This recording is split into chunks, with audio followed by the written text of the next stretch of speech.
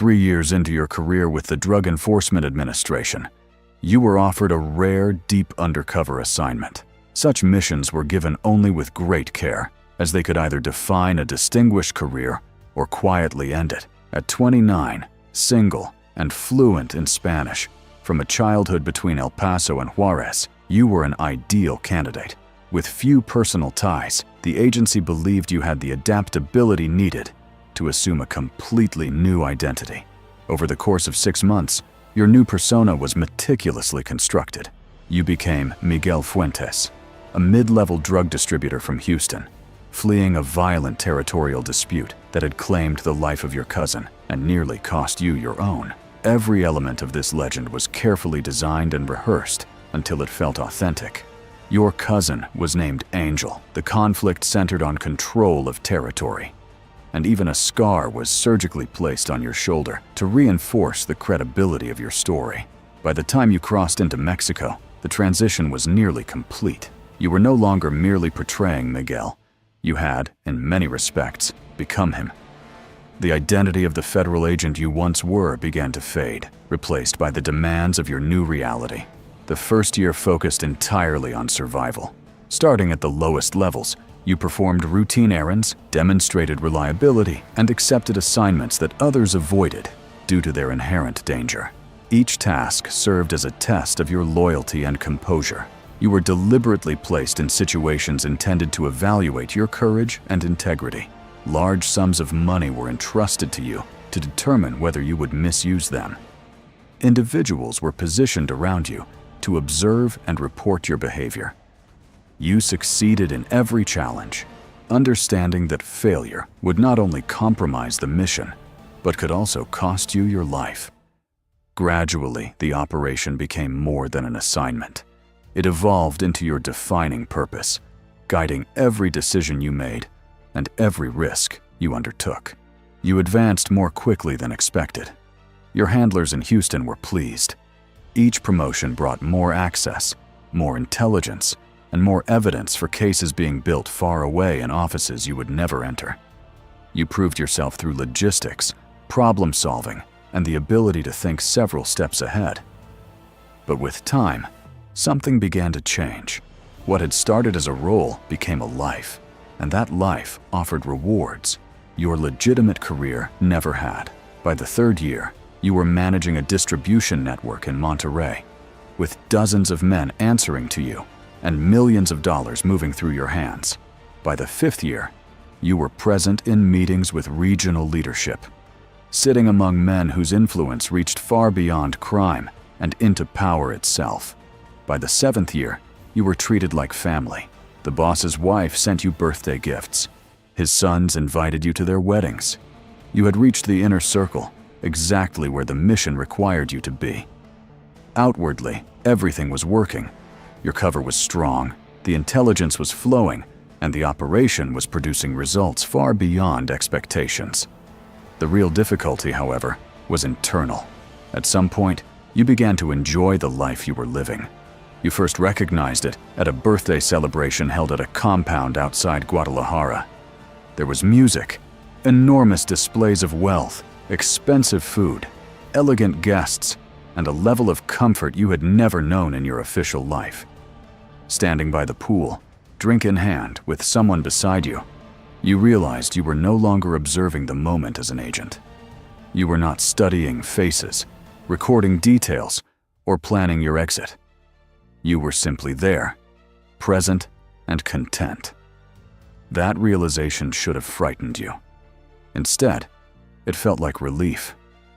The next morning, you filed your report, but you did not mention that feeling.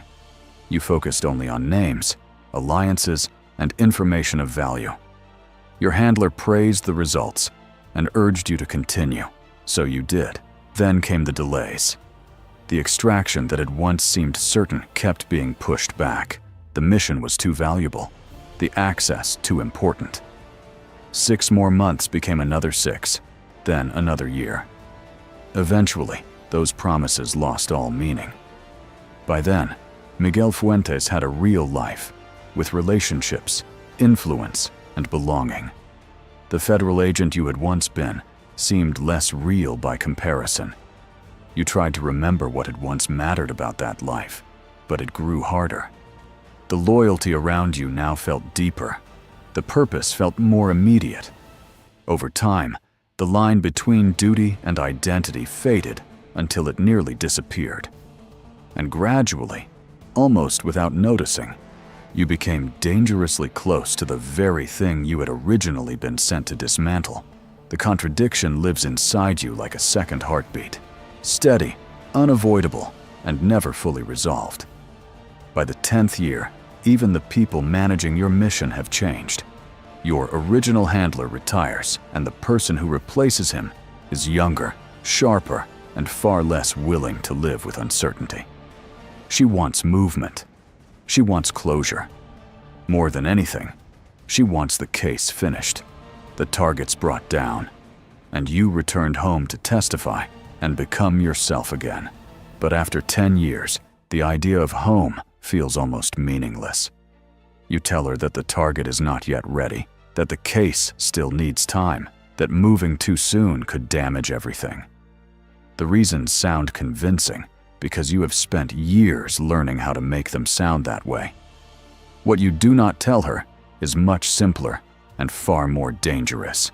You do not want to leave. The life you built inside the organization no longer feels like a disguise. It feels real.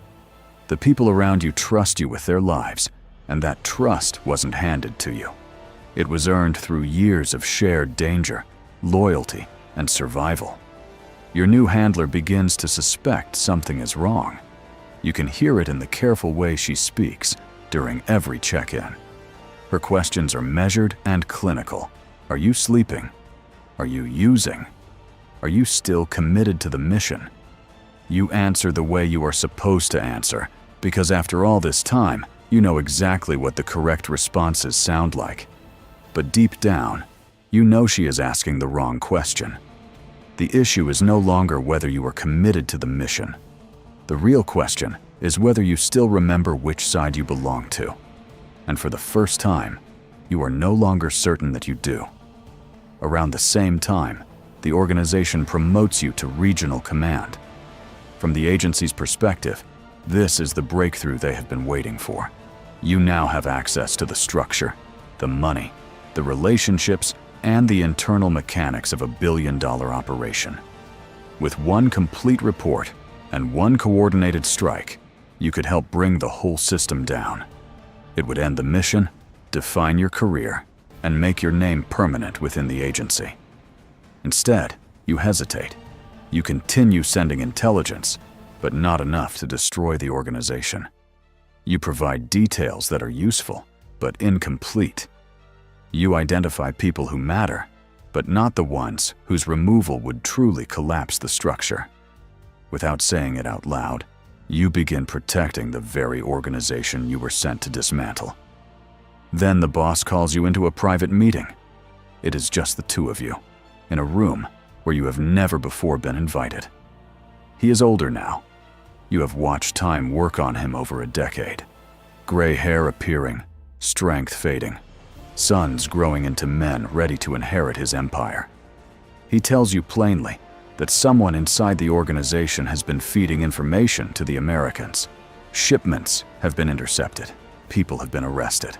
The leak, he says, must be someone high level, someone trusted, someone close. He is asking you to find yourself. You promise that you will look into it. Then you leave, drive to a place no one knows, and sit alone for hours, trying to decide what remains of your loyalty. You could confess. You could call for extraction.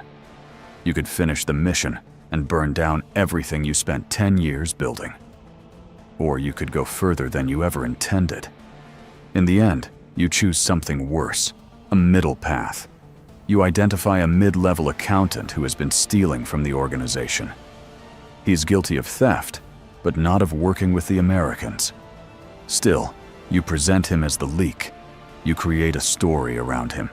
You did not kill him with your own hands, but the distinction offers no comfort.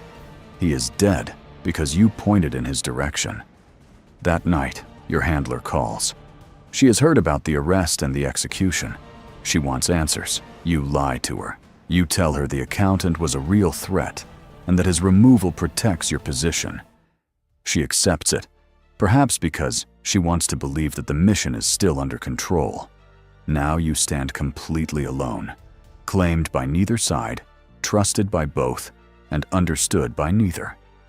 The agency still believes you belong to them. The organization believes you are family. But somewhere along the way, you stopped truly belonging to either world. You no longer see yourself as a traitor.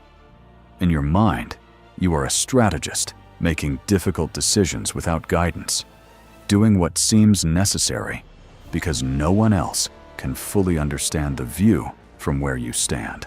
It is a persuasive line of thinking, and perhaps that is what makes it so dangerous. It is the same quiet reasoning that can slowly lead someone away from duty without them realizing how far they have gone. Then, after 2 weeks of complete silence from your handler, a package arrives at an address you had abandoned years ago. It contains old extraction protocols, meant only for the most serious circumstances, and a recent photograph of you at the boss's birthday gathering, smiling beside men who remain among the DEA's most wanted. On the back are only 2 words: "We know." The meaning is unmistakable. The agency understands that you have changed, that you may never return willingly.